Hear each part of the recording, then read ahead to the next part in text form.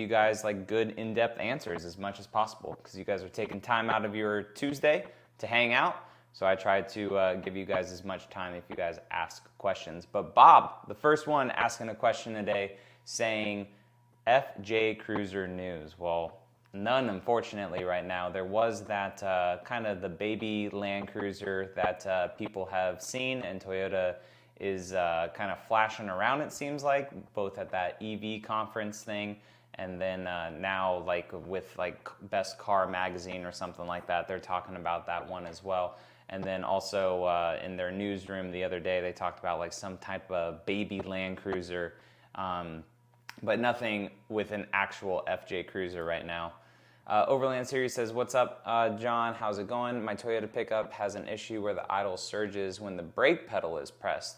What could be the issue? Thanks. When the brake pedal is pressed. So if it's an older pickup, I know like my 4Runner, right? Like if you move the steering wheel, it like revs up a little bit and then revs back down because of the hydraulic steering. So maybe there's something going on with your brake booster, needing the truck to do a little bit more power than it's used to for some reason. So maybe you have a component going bad with that. I'm not a mechanic, but that would be my thought process on that, is something is demanding more out of the truck, or you have a short somewhere with some sort of wire that when you depress that brake, the truck is thinking, hey, I need to be doing something else. Of course, Daniel, you're welcome. How's it going, man? Can't hear you. We got it now. We're good now. Herb X Overland, how's it going from Bend, Oregon? Welcome in, welcome in. I'm sure it's a little bit early over there. You guys can hear me now, heck yeah. Overland Series says GX460 engine or GX470 engine, what's better? Both are V8s. Both are pretty nice to have. That 4.7 though, out of that GX470, man, you cannot go wrong with that. That is a 1,000,000-mile motor. And I think the 4.6 is also a 1,000,000-mile motor. I'm not 100% sure, but I think that the 4.6 has been a 1,000,000-mile motor in a early second-gen Tundra as well. So I'm not sure if the 5.7 has been a 1,000,000-mile motor yet. I think it has, with a couple people actually. But yeah, both are super solid engines. That 4.7 out of the GX though, you just got to make sure that you're keeping up on the timing belt, water pump stuff, just certain things, you know, typical, you know, motor issues. I'm going to turn my mic around real quick, guys, because I don't want the audio to potentially get bad. Sorry if this is sounding bad. All right, there we go. But yeah, both are very, very good. But the GX460, it's not only that just with engines, unless you're just taking it to swap it too. But the truck itself is a different vehicle. The GX460 is a little bit more updated than a 470, obviously, too. Suds on the Water says, do you think that allocations will get better this coming year in North America? I hope so. The Tacomas, I mean, Tacomas have been selling like hotcakes recently, and they hopefully plan with this 4th generation to do just as many. So hopefully in the hundreds of thousands of trucks would be nice. So we'll see though what actually ends up happening, but I think that allocations will hopefully be good, and they need to. And vehicles are definitely starting to sit on the lots and stuff too. There's a lot of vehicles that are sitting on the lots now too. So prices have been coming down. A lot of the groups that I'm in on the Facebook page has been saying that you know, people are getting their trucks like $5,000 to $10,000 under MSRP right now. $10,000 is like a stretch, right? But there are people, like the average seems to be about like $2,000 to $3,000 under MSRP, which is really nice. Joey says, did you get the window fixed yet on your Tundra? I have not taken it into the dealership yet, unfortunately. I just haven't had the time to go really, and I have parts that I want to put onto the truck before I take it to the dealership. But dude, it has gotten bad. It has gotten so bad to the point I don't even want to drive the truck. Like we drove it last night to a buddy's house for dinner, and it rattled the whole way. Like it's gotten to the point where I don't even want to drive the truck. So hopefully they can get it fixed, because we're putting some cool stuff on the truck. I just put the grill on it and just put the Alpha Rex headlights on it. I need to take where that video's at. It's taken a little bit, because once I put the grill and everything back on the truck after I took the grill off, because to do the grill you have to take the whole front bumper off, and to do the Alpha Rex headlights too. I noticed that I didn't buckle the chrome piece in properly. So in order to do that for the whole grill surround, I have to pull the whole grill back off of the truck to do that. So I'm pretty OCD about some things.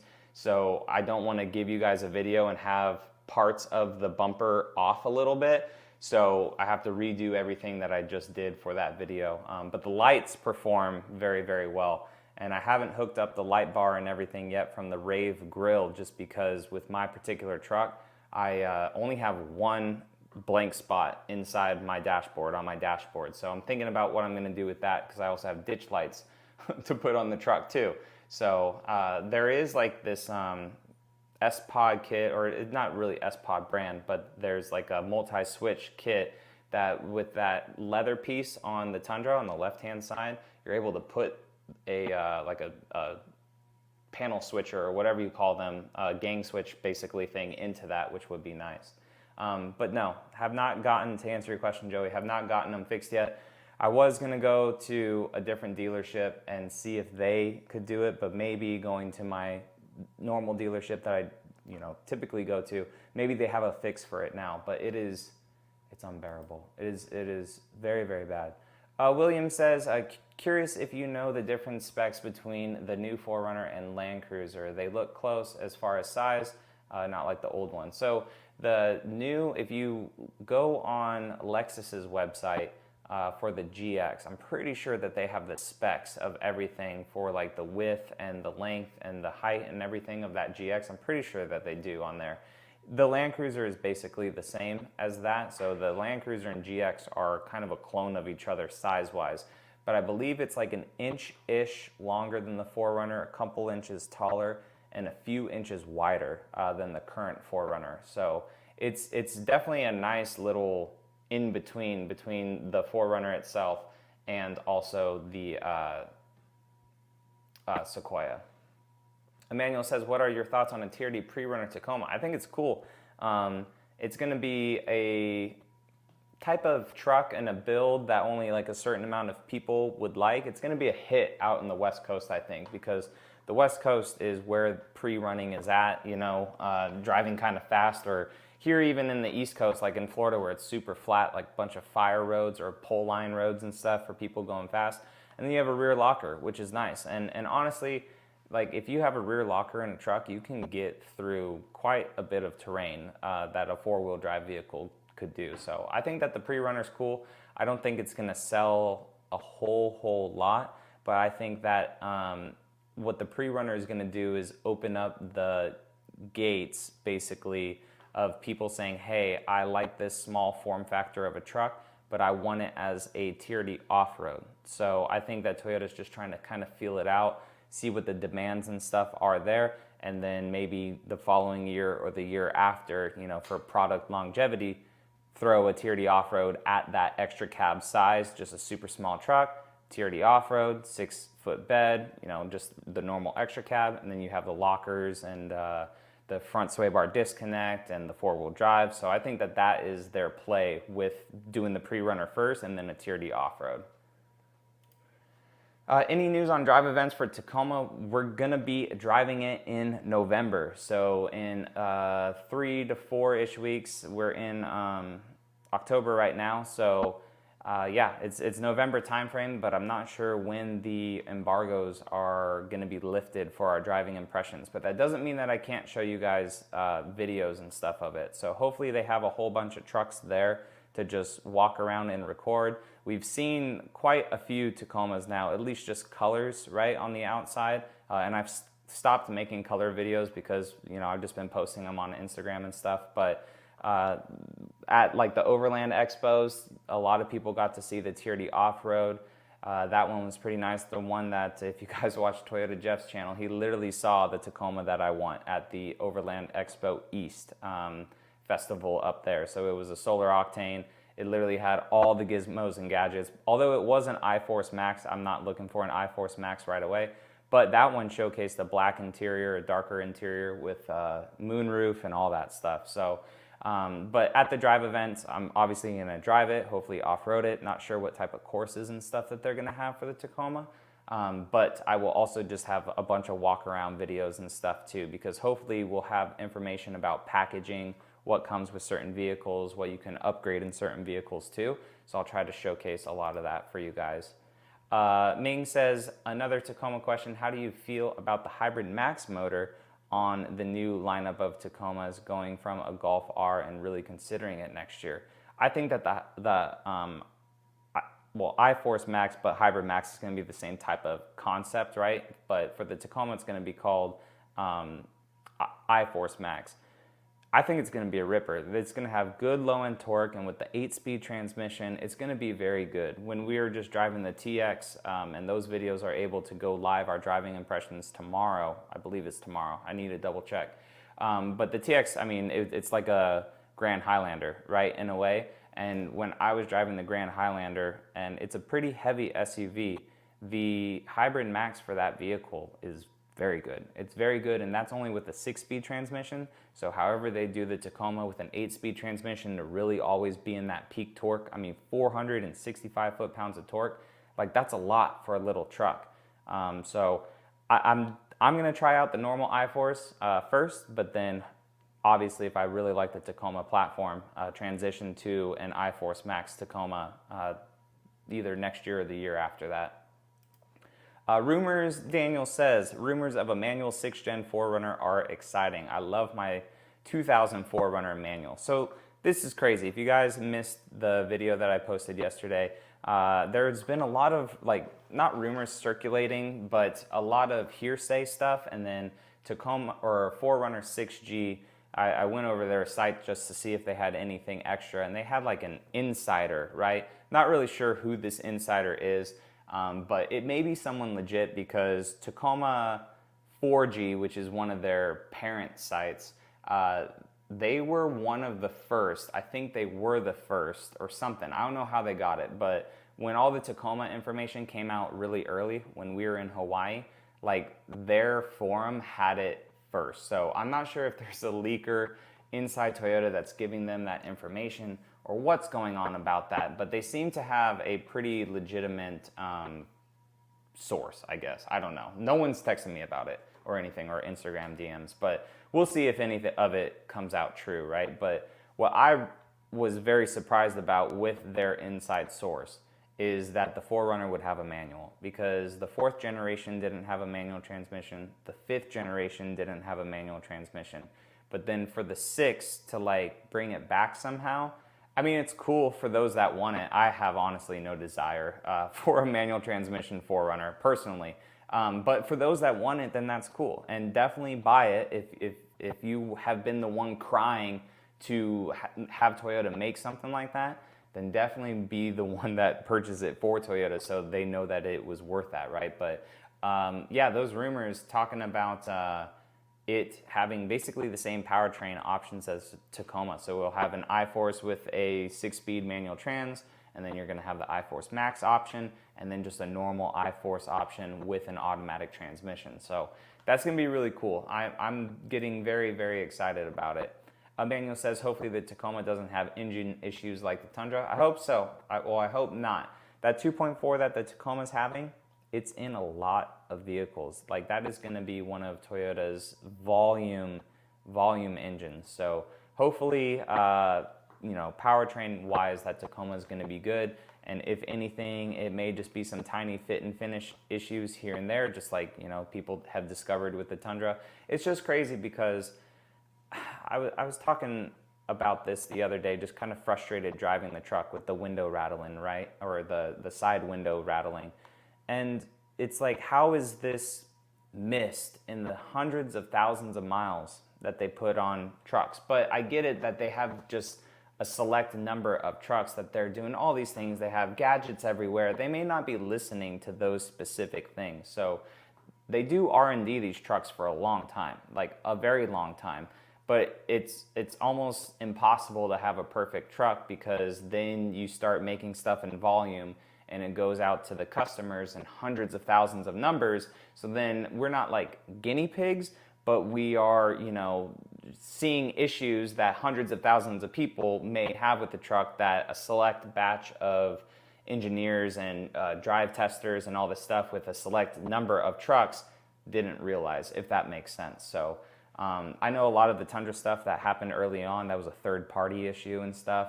I haven't kept up with all these dudes with their crank bearings, I think, or something like that. There's quite a few Tundras right now on the Facebook page that are going down at like 20 to 25,000 miles. So not really sure what has come of that yet. I need to dig a little bit deeper, but they're just replacing those engines in those trucks like relatively quick for people. But yeah, hopefully the Tacoma is going to be on the safe side. Suds in the Water says, on a Platinum Sequoia, would you downsize the wheel size from the stock 20s? What wheel and tire package would you go with? I think a good 18 on that would look good if you're looking to off-road it. But if you're not looking to off-road it, I would honestly keep those stock wheels and maybe just put bigger tires on it. If I didn't put the 17s on my Tundra and 37s just for YouTube to showcase how everything is for that truck, I'd probably have just put 33s to 35s on that truck on the stock wheel and called it a day. And just keeping a clean OEM plus style look. I mean, the truck still looks great right now on the bigger tires and the smaller wheels. But at the end of the day, like if I didn't have the YouTube, I would just make it super clean, stock wheels, a little bit bigger of tires, and that's it. Would you buy a Tesla Cybertruck? It doesn't exist. It's never coming out. I mean, they've been testing them around and stuff, but I would never buy a Cybertruck. The only electric truck that I would buy would probably be a Rivian, and even those have had their issues, but I don't think that a full-size EV truck is anywhere close to being relative anytime soon. Like, in the nicest words of saying that. It is a cool concept. Like, it has a crap ton of power. That's very nice. I personally think it's really ugly, personally. Some people love it, but I don't really like it. The Ford F-150 Lightning, it's whatever. The Chevy Silverado EV is actually kind of cool. Between that and the Rivian, I would have to like put my cards in for an EV vehicle, or a truck at least. Joey says, hope that doesn't happen to the 23 Tundra I just got. Dude, I hope it doesn't for you. I really hope it doesn't. It sucks. There are quite a few people, though, that are having the issues, but like mine started at, and Joey's talking about my windows rattling, mine started at like late 3,000 miles to 4,000 miles, and then I put the lift and tires on it around 5,100 miles or so. So, I mean, it was rattling like a little bit for about 1,000 miles or so. But now it is constant. It is constant. It's almost like something in the channel or what holds the window or whatever has just like loosened up over time. I mean, I could be going 20 out of my neighborhood and it starts. So it's way worse than my white truck. It's honestly worse than my white truck. What do you think about the Desata head unit? I had that one in my 4Runner for a little bit. It was actually one of the better Android-based head units that I had in my 4Runner. It was actually pretty good. Ryan says, a two-part question. What are your thoughts on Toyota's stance for MSRP and dealer markups, and how's the hunt for your new Tacoma in allocated dealer stock? So my hunt for the Tacoma, I believe, has come to an end. I have found a dealership that is working with me for it. So I think I am good and have covered my bases for my Tacoma. So we will see, hopefully, when that comes.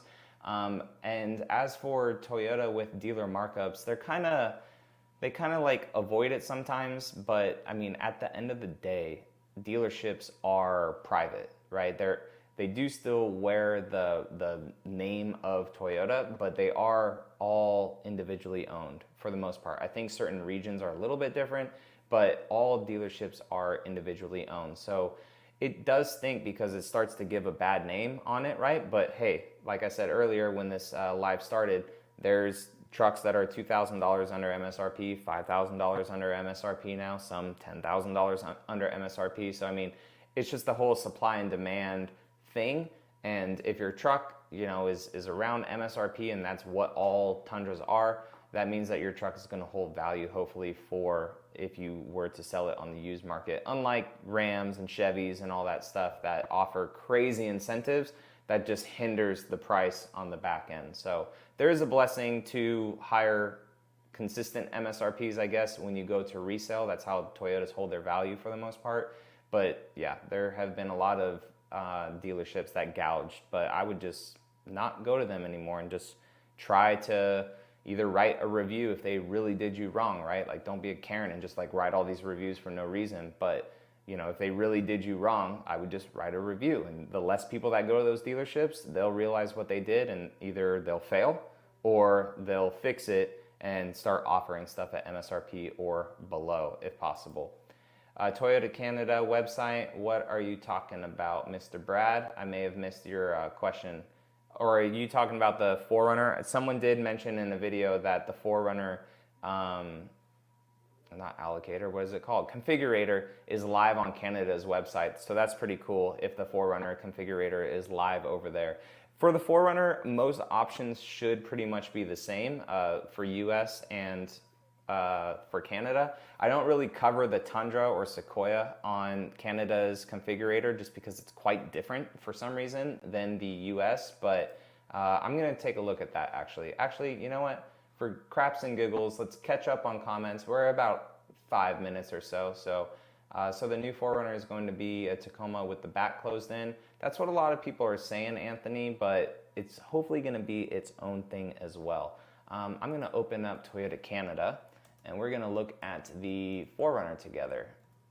Canada, oh Canada. Toyota Canada, building price.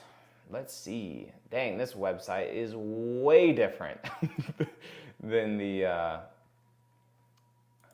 US one.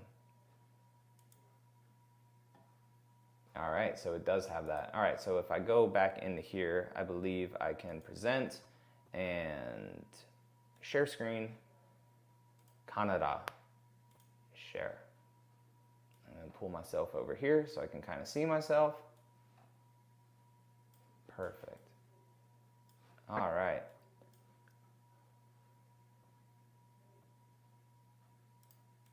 All right, so this is from Brad. Brad was saying that it's over here, so it looks like it's here. I don't know what I don't know if you guys can see my cursor, but I don't know what these prices are in Freedom units. I don't know what Canada's price is compared to the US, but you have the elevated off-road TRD Pro Premium. Well, this still says 2023, 2024.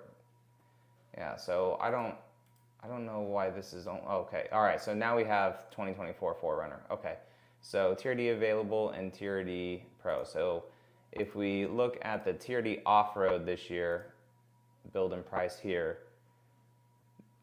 So I failed to mention this in my other video. I knew that it was a thing, but when I was talking about colors, I failed to mention it. The Solar Octane is going to be available on Sport and on TRD Off-Road, and then Nautical Blue, Midnight Black, Underground, which is replacing Magnetic Gray Metallic, Classic Silver, and then you have White. And then it says other options here. So Terra is going to change it to a TRD Pro. Cancel, I don't want that. What are you? Barcelona Red, what is that available on? Oh, only on Limited? Okay, that's strange. And then that is available on Limited. So we will go ahead and change the vehicle. And there is the Terra. So Midnight Black, Underground again. So if you really like the Underground color, it's gonna be available on the Pro as well. And then White. So is Underground gonna be on everything? Let's look at Standard. So just like an SR5. It's just so weird that it's called just Standard 4Runner. Yeah, so it looks like Underground's gonna be on every single trim. And then even going into the TRD Sport, for some reason the Canadian one is not showing Solar Octane on that. So we'll see when we get our US configurator as well. Not that Canada is not important, right? But Canada is a bit different than the US one for some reason. So just like they call it a standard 4Runner and not an SR5. But appreciate that, Brad. We'll keep our eyes open also for the US one.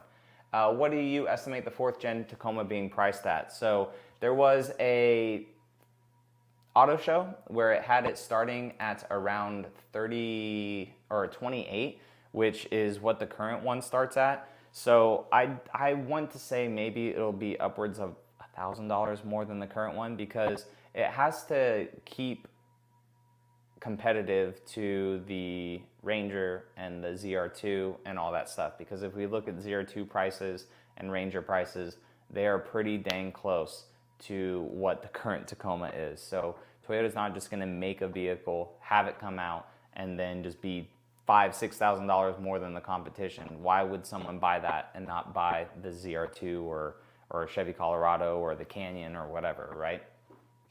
So I don't anticipate it being too much more money than what the current Tacoma is. Hopefully it's not a big jump, but it has to stay competitive between those other vehicles there. Miguel says, would you buy a Lexus TX over a Grand Highlander? Maybe because of the plug-in electric hybrid vehicle. So that vehicle was cool. I can't talk about driving impressions yet. However, that one would be the one to get if you want that. Now, there's no reason why I would feel like that wouldn't come down to the Grand Highlander eventually, right? In like a year or two, again, for product longevity. But that one was very, very nice. Now, that's not gonna be available until sometime next year, they were saying. So like the TX is already starting to kind of ship now. Like there's been videos and stuff of that vehicle coming out and starting to ship. But the I believe that plug-in hybrid won't be available for a little bit while longer. Professor Heisenberg, what do you enjoy driving, your Tundra or 4Runner? I have a 22 Tundra, thinking about trading it in for the 4Runner. So because of the windows, I enjoy driving the 4Runner now, the 4Runner and the Tacoma. So when the Tundra goes into the shop, hopefully at the end of this week, I'll be able to take it to the dealership because we'll have all those parts on it and stuff, and all the videos will be done. It's going to transition to Tacoma stuff on the channel as we wrap up that build. And I can't wait to drive the Tacoma again. Even though it's a bit underpowered and it's a lot smaller than the Tundra, I really enjoy driving the 3rd gen Tacoma. It's something different, and it's just raw still. But the 4Runner is just so solid. Every time I shut the door real hard and stuff, it's just such a solid vehicle. But power-wise, it's going to be really hard, man, going from a 22 Tundra to a 4Runner. The power of the Tundra is just very much there, and the drivetrain is just so good too. Daniel says, do you know if the TX 550H has a 3rd row seat? It does. It is only a 2-seater in the back. So the way that the TX is, it has 2 seats in the middle. You can get a 3rd row or a 3-seater there's 2 seats in the back, 2 seats in the middle, and 2 seats in the front. But you can get a 3-seater in the middle if you do the gas version, which is the 350. But for the 550H, it'll have 2 seats, 2 seats, and 2 seats for a total of a 6-seater vehicle. And I'm not sure if I'm caught up or when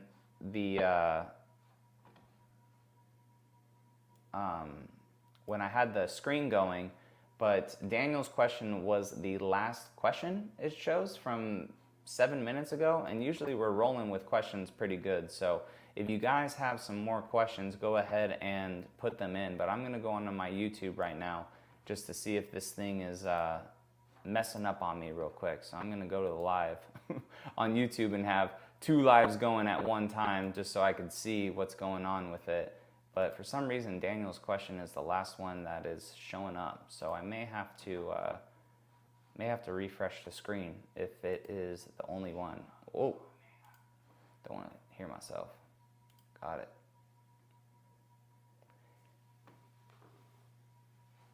No, we're all good. We're all good. All right, cool. So Dude with Club says, does the next gen Tacoma have the headspace problems that the older one did? So the roof of this Tacoma is raised up quite a bit. Not like a whole bunch, but it's raised up a bit. And then people, we were talking at the TX event when I was talking with Tim from Pickup Truck and SUV Talk. He was saying that he enjoys when he's able to go and sit in the Tacoma, like no issues. It basically, like when you go into the 4th gen Tacoma, it feels like you're just getting into the Tundra, really. Like it is a very familiar seating position. It's a very familiar just like kind of layout and everything as a current Tundra, if you guys have been able to sit in that and just kind of see what that's like. But I didn't feel like I was about to hit my head as I entered the vehicle or as I got out. The rear seats, you sit up a bit more upright in the back, so your headroom is a little bit more limited than the front, but taller people are gonna be able to sit in this truck a lot better, I feel, than the current Tacoma that we have. That was this question right here, sorry about that. And then Carl says, I have 145,000 miles on my 2015 4Runner, so reliable, and I had a 21 limited also. Tundra next, hopefully. Heck yeah.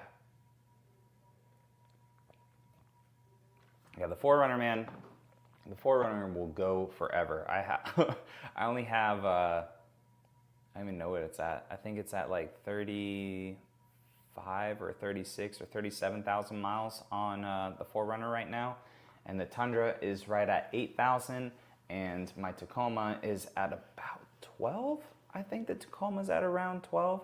But my second gen 4Runner that I had in high school, that was at like 140,000 miles. And that one had the 3.0 liter, it had a 5-speed trans, so it was a pig. That thing was such a pig, but I never had any issues with it. I know with those ones, like their head gaskets potentially have issues, like if it gets too hot and stuff. It was notorious for bad head gaskets, but yeah, I mean, all 4Runners are just bulletproof. They've had great engines, everything from the 22RE, I believe, was in that truck, or just 22R, but it had a 4-cylinder.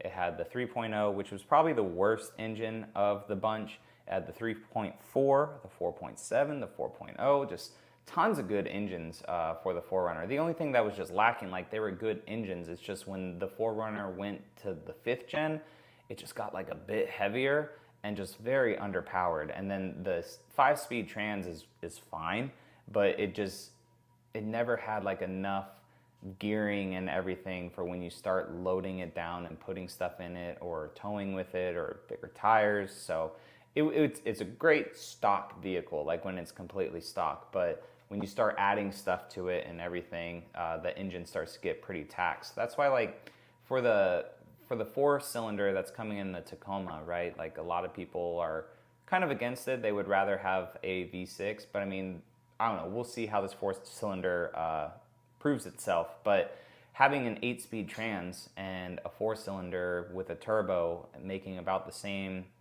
torque numbers, I think it's a little less horsepower than the outgoing 6-cylinder. It's gonna do it all right. And then especially when you add the iForce Max to it too, the people, I'll tell you this, the people at altitude, like in Colorado, they're gonna love it, right? Because instead of a naturally aspirated motor losing tons of horsepower and then weighing it down at altitude and just having this gutless vehicle, they're gonna enjoy it because the turbocharger is able to work at altitude, giving you still a bunch of horsepower, and it's not gonna cut your horsepower. So we'll see with everything, but that's some good mileage, man. It's only getting broken in, that is for sure. Eric says, would you get a 24 Land Cruiser or a 5th gen 4Runner? So I would probably get a Land Cruiser if I was in the market for both. And the reason for that is because, wait, what did I say? Land Cruiser. I would get a Land Cruiser if I was in the market for both with my YouTube right now, just because I already have a 5th gen and I'm wanting to get a Land Cruiser just for content for you guys, and then in anticipation for a 6th gen 4Runner. That way you just have all the content for it. If you're worried about all the new technology and everything and the price, I would just get a 4Runner just because it's proven, and this may most likely be the last year of the 5th gen 4Runner, right? So it's been out 14 years. So that engine has proved itself. There are literally almost 0 recalls on the 4Runner, like ever. I don't even know when the last one was, or TSPs or anything like that. So the 4Runner will be great. The Land Cruiser is going to be unproven for a while. Like it's been tested and stuff, obviously, through Toyota and through their engineers. It's built in Japan, which is nice.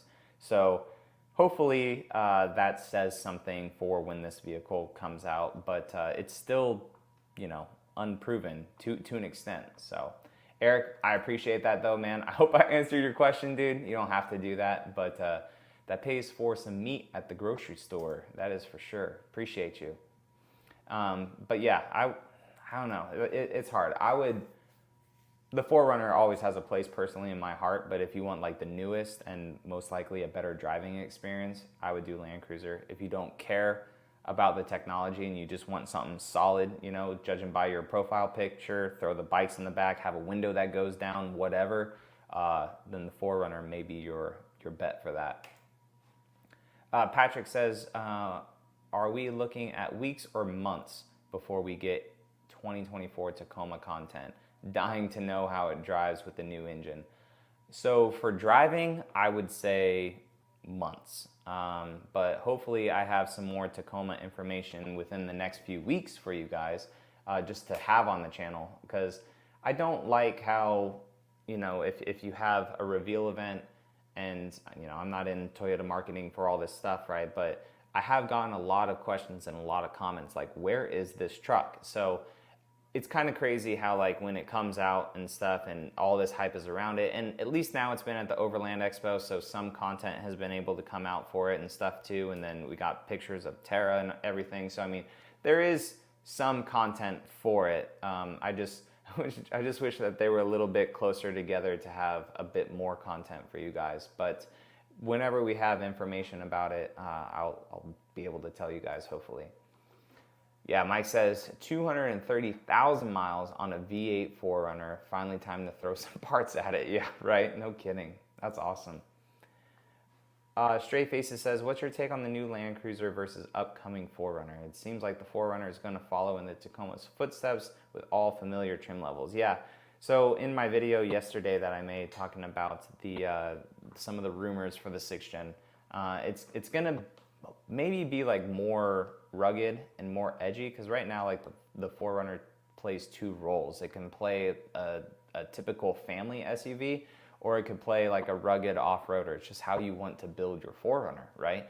So I feel like the 4Runner will still have all the same trims. It's going to have the limited trim. It'll have a TRD off-road, an SR5, and a TRD Pro trim. I don't know about TRD Sport. They may keep that or toss that. They would most likely keep it because the Tacoma has it as well, and they've had it for a while on the 4Runner.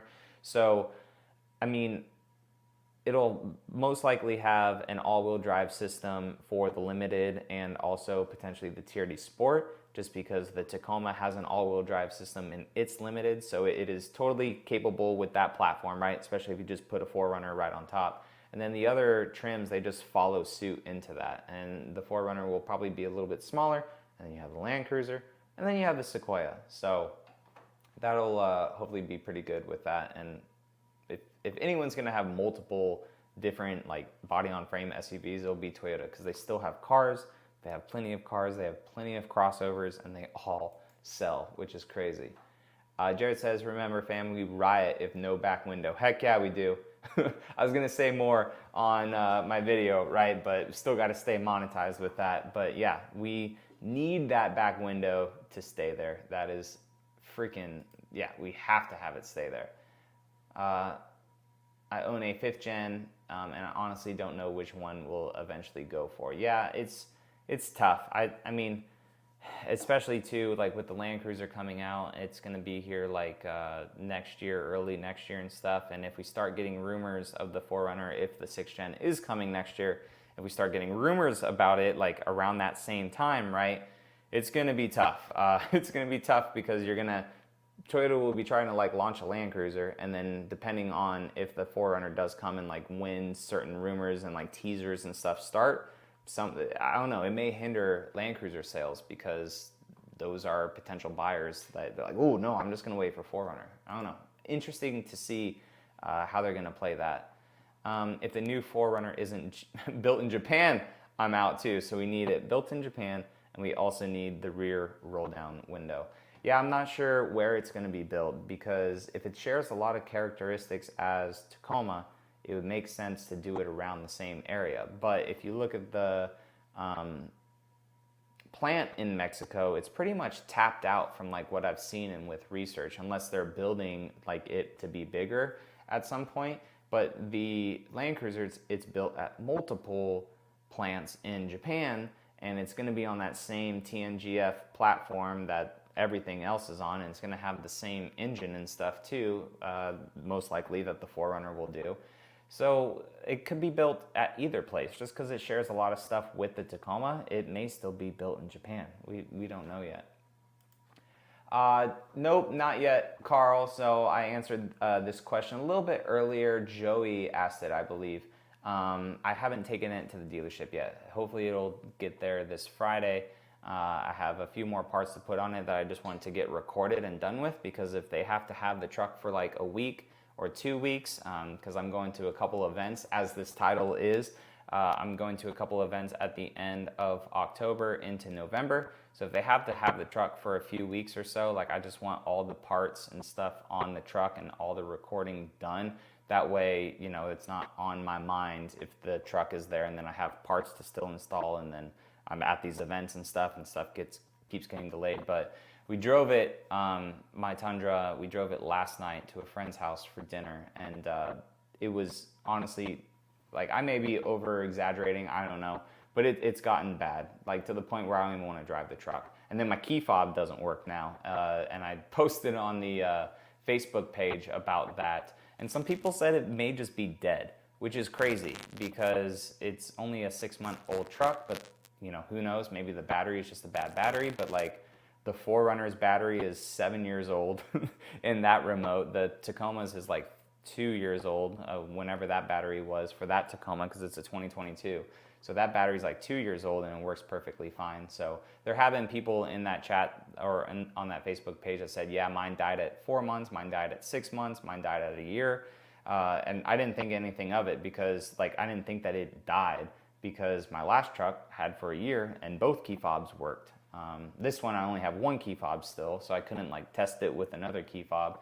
But yeah, it didn't work to lock when I got to my friend's house. It didn't work to unlock, so I had to take the manual key out, turn it, open the door like a peasant, right? And then I was like, oh crap, is this thing gonna start? Because it said key not detected, but you just have to put the key fob on the push button start and it'll start. But the whole drive home, it kept saying like key not detected.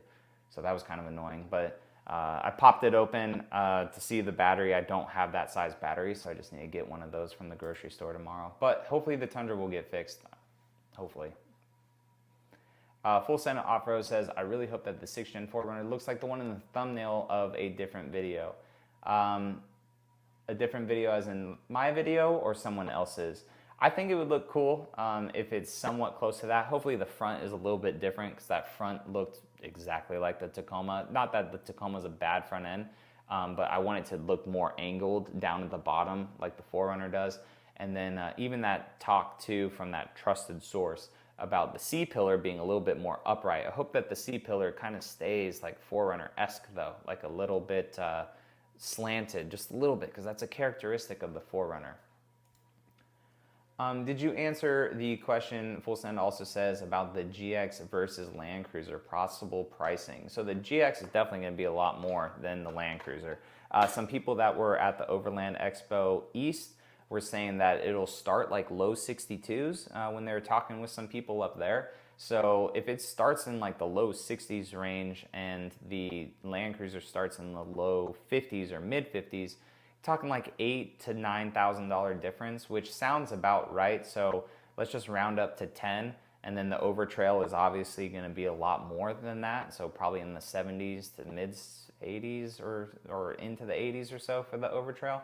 So the Land Cruiser is obviously going to be cheaper. Let's just say by like $8,000 to $10,000, and depending on your financing and stuff, that could be a difference of like $150 to $200 a month. So it's just going to depend too. And then MPG is a factor as well. So not only like pricing, I feel like MPG for a lot of people is going to be a factor, because the GX does not get good gas mileage at all. That, like, when they shared those numbers, like, it does not get the best gas mileage at all. Toyota has since put back on their website like the information about the iForce Max engine in the Land Cruiser, but they took out that 27 miles per gallon combined. So that must have just been from the Hybrid Max Grand Highlander or something, just because it's kind of like the same powertrain. But we'll see if it gets relatively close to that. Overland Series says, what is your advice for new YouTubers such as me and my channel? And then he also says to, how much did you make the first week? The first week you got monetized. You know what? I'm going to show you guys this on my dashboard just because you guys are here on the live stream. And I've always talked about how I wanted to do a video talking about like how much, you know, you can get paid on YouTube, because it's honestly all over the place. So we're going to go, I'm just going to do all this first before I get in here and show you guys, just because there's personal information and stuff. How do I just see, I'm gonna go to revenue real quick, and then I'm gonna go to lifetime before I share my screen for you guys. All right, cool. So to answer your first question, like what advice do you have for new YouTubers? Just, you're gonna eventually find your niche, and you're gonna see what your viewers like, right? And as you make videos, you know, you'll see it's a 1 of 10, it's a 10 of 10, like those aren't the videos that do good. Maybe your audience doesn't like them that much. But thumbnails are a big one. Try not to be clickbaity. Like I did go down a rabbit hole a little bit of being a little too clickbait sometimes, right? But like, you just wanna make sure that the thumbnail is clickable and your title tells the people like what they're about to see. So like, even though that thumbnail yesterday, right, to some Karen, they would say, bro, that's so clickbait, it's not the 6th gen 4Runner. If you read the title, it says 2024 4Runner news plus 6th gen rumors, and it's a render, and I said that like right away in the video and stuff. So you just have to see what your audience likes, and also what is fun for you to make. Because if it's not fun for you to make, then it doesn't matter, right? All right, I'm gonna show you guys this, okay? So going to share screen, YouTube analytics. Holy smokes, here's TRD John's money that he's made, all right? So looking at this is lifetime. So over here in the corner, you can see that it says lifetime. So that is from January 12th, which is completely off. I don't know why it's so early, but basically it started around October of 2017. So from October of 2017 to October basically of 2023, that is the amount of money that I've made right there on YouTube. So it's not a killer thing, right? But like, I haven't done YouTube full time really until last year. So like, once your stuff starts compounding and everything, that's where you get. But if you look right here, see like January this is all zeros and zeros and zeros. I think it's just because I made the channel because I knew I wanted to do something, but I didn't know what it was yet. And then right here is like where I start to get monetized. And so I got the 4Runner around like September 20 or somewhere around here. I got the 4Runner. And then right here was the first day that I was monetized on YouTube. God dang it, stop freaking doing that. And I made 5 cents, right? So I made 5 cents on YouTube, and basically, you know, all through here for like the first week, so that's like $2. So, you know, it just starts compounding, and this is just how low it is, right? But then you start to grow, and then you have videos that do well, you know, $70 that day, and it just keeps compounding. And all this right here, guys, like all this in the beginning, this was all while I was in the military. And the YouTube was like really, not back of mind, but it was like a hobby. So it was very part-time and a hobby. And then over here is when I started to really take YouTube seriously, and I started to go to Toyota events and stuff, get media cars, and you could see how it just keeps going and going and going. And then here, I pretty much started to do YouTube full-time middle of last year. It was like over here somewhere, and then this kind of tapered off. But then all of this stuff, like really focusing on it this year, you could tell, and these are all just like a day, right? And what is this one? So this high one right here was $760, and that's just a day. So like, it starts adding up and compounding and compounding. So once you have more videos, and if you make it like evergreen content and stuff too, then that's pretty cool for your viewers as well, right? Because if you do install videos like I used to in the past, if someone is looking for a 5th gen 4Runner install video 5 years from now, they may find my video and I may, you know, still get paid from then. So hopefully that answered your questions, man. Kevin says, what are your thoughts on about the engine durability between the 24 Land Cruiser and GX? So I personally think that the GX will be fine because it's just like the normal 3.4 twin turbo, none of the hybrid stuff. The Land Cruiser, my only like worry is all the hybrid components. Not that, you know, they're bad or anything like that intentionally, but the engine is going to be a very volume engine. That 2.4 turbo is going to be a very volume engine for Toyota. So I don't see that being like a detriment to the vehicle. So I think reliability for both of them is just going to be a toss-up, honestly. I don't see a lot really going on with the two of them, like intentional stuff, right? Or I shouldn't say intentional, but like things that jump out at me like, oh, don't get the GX because of this one issue that the engine has. Like most of the Tundras out there right now that have that powertrain, like they're all doing good. There are some cases right now with certain trucks like imploding on themselves. I have no idea why, but is very, very, very, very low numbers. Overland Series says, oh, I already answered that one. All right, we got a couple more minutes, guys. We've been on for about an hour. I'll do Brad's question, and then Sudsy has their question as well. So if you guys have any questions real quick, just throw them in. If not, we'll just make it a quick live tonight as we start to get back into the weekly lives again. But Brad says, if you go over onto Toyota Canada's website, it shows the real pics of the 4Runner in underground. Oh, the real pics of the 4Runner. So not like the renders? So we were just on there, Toyota Canada. Because we were just on Toyota Canada's website, we were looking at the build and price for the 4Runner, but I did not see actual photos of like a physical 4Runner in that. Yeah, I don't see the actual vehicle. God, the 4Runner's so old in this lineup, man. It looks so old. But yeah, we were able to see like a render of it. For some reason, it looked very much, yeah, I only see the render right now. But it looked really magnetic gray metallic looking. Because underground has kind of like a grayer hue to it. It's almost like cement and magnetic gray had a baby. And because it's not like as dark as magnetic gray, but it's not obviously as light as cement, it's like right there in the middle. Underground's a great color. It's gonna look really, really good on the 4Runner. Sudsy said, so in Canada, a GX will probably be around 90,000 and Land Cruiser 70,000. I have no idea, Sudsy, what the conversion rate from like Freedom units to Canada is. I really have no idea. I know that your guys'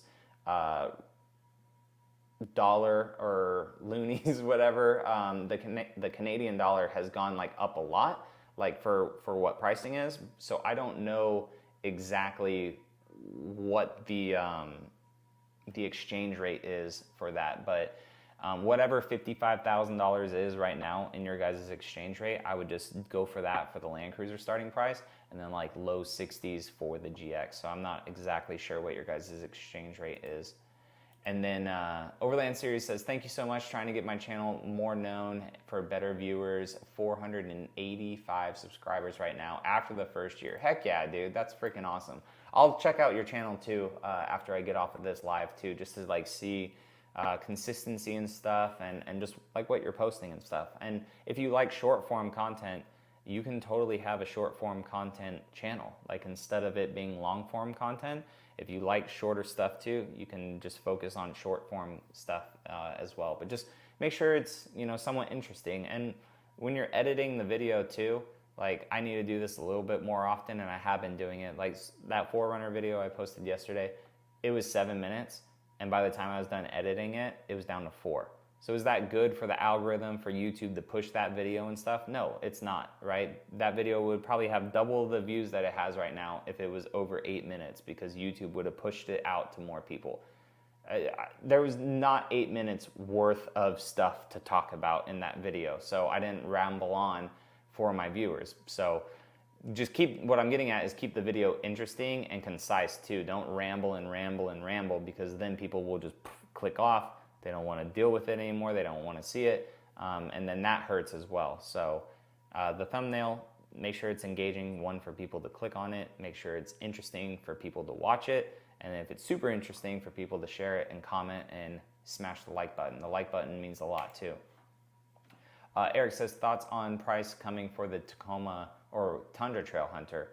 I'm not sure if you meant to put Tacoma Trail Hunter, because at least as of right now, there's no 2024 Tundra Trail Hunter at all. But for the Tacoma, I would like to think that that truck would be like high 50s to like the low 60s, because if a current TRD Pro Tacoma is like, you know, high 40s into the 50s, it would be nice for this new truck, because it's going to be hybrid. It's going to have a bunch of components on it, suspension work, very, very nice interior too.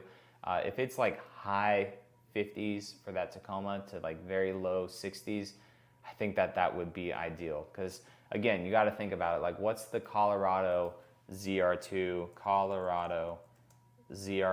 price? 2024. Unless they're calling it a 2023.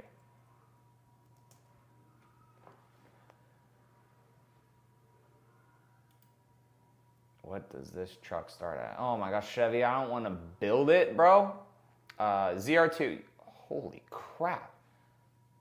So the Colorado ZR2 starts at $58,000. So, holy shit, that's a lot. So the Tacoma is going to be around that same price range then, right? Because if the Tacoma is $65,000, why is someone going to spend $7,000 more for a Tacoma? It doesn't have, in my opinion, $7,000 more worth of parts than a ZR2 does. I had no idea that the ZR2 was that much.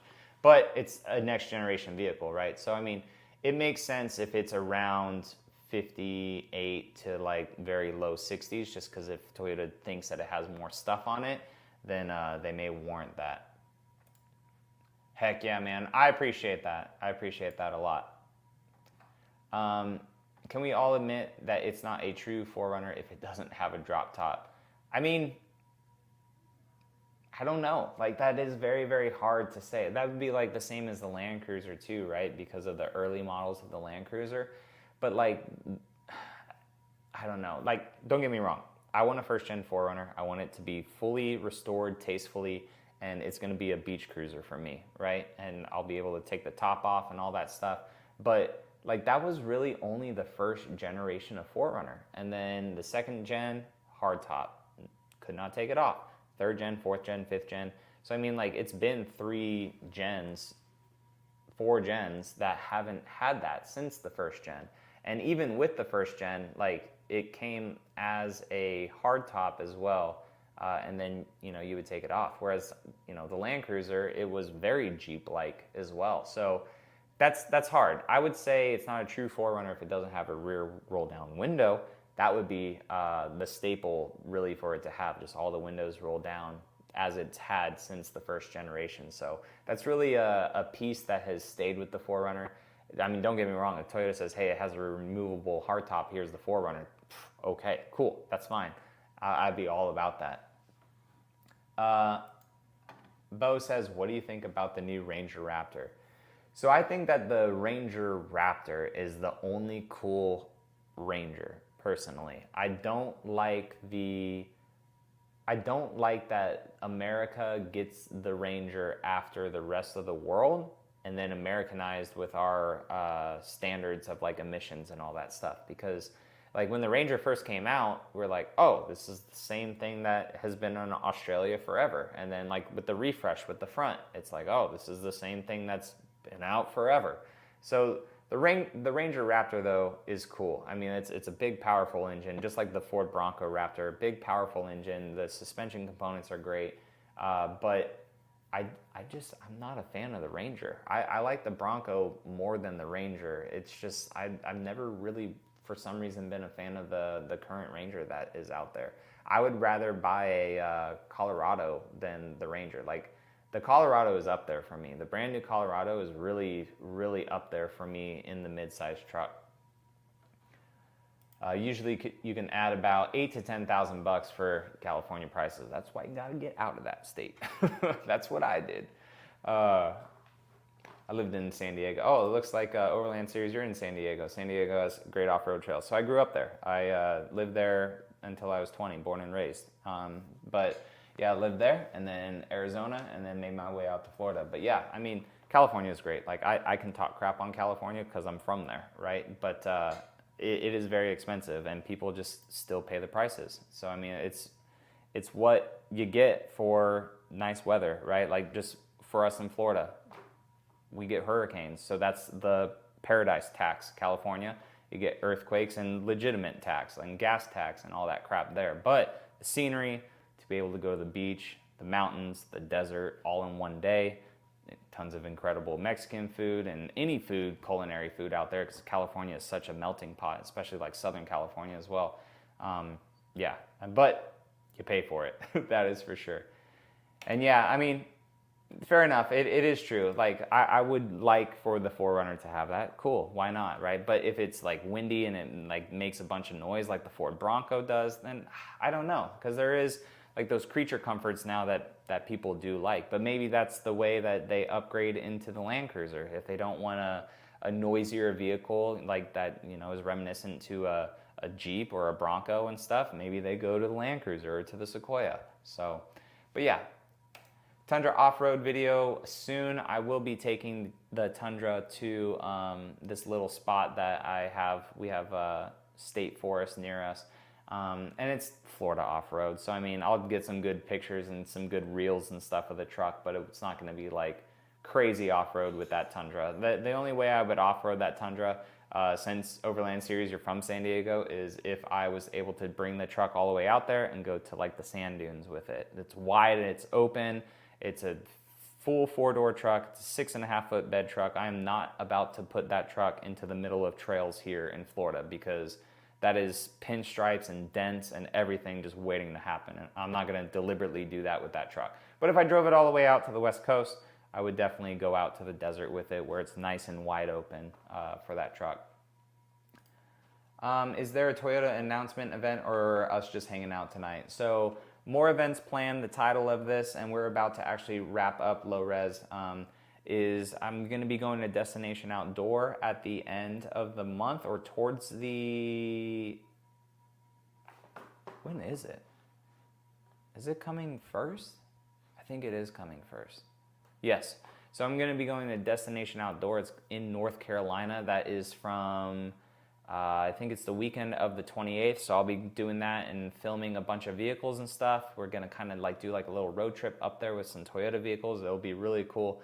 So I'll be doing that, and then I land, and then going to Vegas literally the next day, and I will be going to SEMA this year again to showcase a bunch of stuff that both Toyota has, talk with companies and whatnot for parts for future vehicles, talking to them how I'm going to be getting a 4th gen Tacoma to start building relationships with companies for that. So we'll have SEMA, and then LA Auto Show, Tacoma Drive event, and I believe that is it, and that's going into November, and I'm not sure if there's anything yet in December. So we got 4 events coming up. The LA Auto Show is going to be awesome. It's going to be pretty cool. Can't wait to be with the Land Cruiser again. Hopefully the first edition one is there in the trail desk color, so I can show it to you guys. There may or may not be like some reveals and stuff with multiple manufacturers, and maybe Toyota will reveal something there too, not sure yet. But then we also have like the Tacoma Drive event in November, which will be sweet. And then Destination Outdoor is just, it's always such a cool event to just hang out with people and camp and look at rigs and do like light off-roading. It's not like an off-road focused event. It's more of just like a camping event and stuff, and kind of like a lifestyle event. And then the SEMA, I'm going to be putting my walking shoes on for SEMA. SEMA is going to be a lot of stuff. It's going to be cool this year because last year the 3rd gen Tundra was only out for like just barely a year. So there were several Tundras there. I think there was maybe like 10-ish to 15 Tundras in total that were like built decently. But it's going to be cool this year to see how many Tundras are actually out there and built now that the truck's been out for a couple model years. So that I'm very excited about that one. And then last year too, you know, Toyota revealed the Trail Hunter out there, and then Westcott Designs, they had their builds, and Expedition Overland had their builds. So not 100% sure yet who is going to be showcased in Toyota's booth, or if Toyota is revealing anything as well, but definitely we'll have that content on the channel for you guys. And do you think that the Stout will be a unibody? If this Stout comes out, which it needs to, I think it will be. It'll either be probably based on the Corolla or on the RAV4. I would personally like to see it on the RAV4 because the RAV4 is a little bit bigger. You could put like the 2.5 hybrid in it. It could be a truck that gets like 35 to 40 miles a gallon. The Stout needs to happen. The Maverick outsells the Ranger like 3-1, right? Not that the Stout would be like a Tacoma killer, but the Stout would do really, really well. The Tacoma does as well as it does for being how old it is. I feel like if a Stout came out and they were able to do the same volume numbers that they do with the RAV4 in a truck version, and then Toyota also had a Tacoma, oh my gosh, why are they not doing it? That would be crazy. But I do think that the Stout would be a unibody. Where is your Tundra built? My Tundra was built in San Antonio, Texas. All Tundras and Sequoias are built in the United States, actually in San Antonio, Texas. Current Tundras. And even the older Tundras, the 2nd gens, and I believe the 1st gens, I don't know how long, but I know they were built in Indiana. So the Tundra has always been built in America. James says, I live near the Withlacoochee State Forest. I take my 2020 Tier D Off-Road Platinum there. Love it. It's beautiful. Deers, turkeys, beautiful place. I want to look that up. Where is that at? I wish I could copy and paste. Oh, wait. Can I copy that? No. I'm going to have to type that in. Withlacoochee Forest.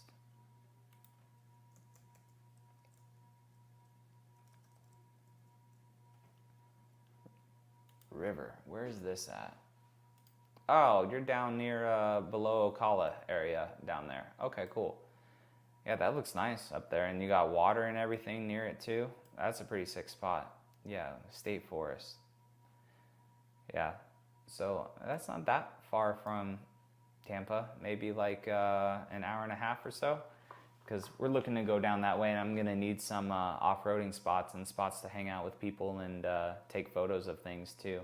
So that's pretty nice. I'll have to keep my eye on that and look at that. But guys, I appreciate you all coming. Oh, one more from Overland Series. What do you think of Whistling Diesel and his Hilux durability test? Dude, I love his videos. There's people that hate on him for some reason. To each their own, but I love his videos. The G-Wagon one was hilarious. The Hilux, I mean, that truck did so well. Fun fact, where he bought that original Hilux was in Navarre, Florida, only like 30 minutes or whatever from where I live. So that was kind of cool because I had seen that truck on Facebook Marketplace forever. And not that it was overpriced, but it was, I think the guy had it for like $35,000 or something like that. And just no one was biting on it. And it's just funny that he was like, oh, it's red, it's dead, I'm gonna pick it up. But yeah, it was pretty cool. I enjoy his videos a lot. They're entertaining.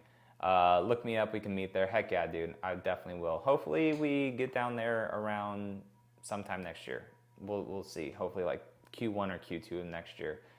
It just depends on what houses and stuff are available. Full Send says, though, I personally hate Whistling Diesel's videos for I don't know why. It's all good. Great guy, great comedy, for sure. For sure. Perfect. Yeah, I mean, it's like to each their own with their videos, right? Like some people like them, some people don't, because he destroys stuff and he just goes at it and whatnot. But I liked his squatted truck videos. They were funny because I personally hate squatted trucks, but it's just you got to be in the mood to watch those kind of videos for sure. We've owned 3 Tundras and just pulled the trigger on a 2024 and love it. I was hesitant with all the issues, so waited till 2024. And hopefully it's solid.